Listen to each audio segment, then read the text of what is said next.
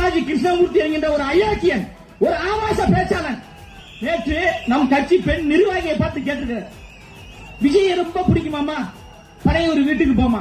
அட அயோக்கியன் நாய, அண்ணன் விஜய் அவர்கள் தமிழ்நாட்டில் இருக்கிற தாய்மார்கள் எல்லாரும் மகனாக, அண்ணனாக, தம்பியாக பாக்குறாங்க. இது கொச்சையா பேசுறீங்க.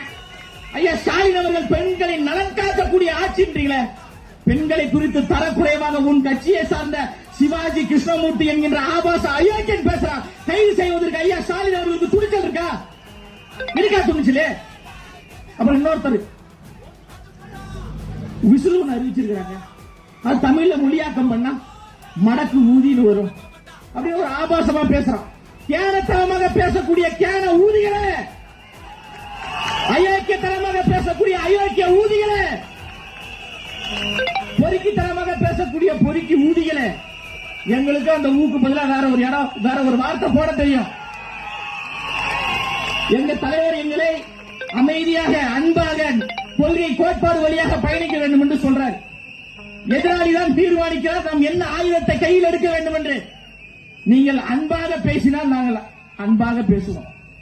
நீங்க வம்பாக பேசினீங்கன்னா எங்க அளவுக்கு வம்பு யாரும் செய்ய முடியாத அளவுக்கு நாங்கள் பேசுவோம்.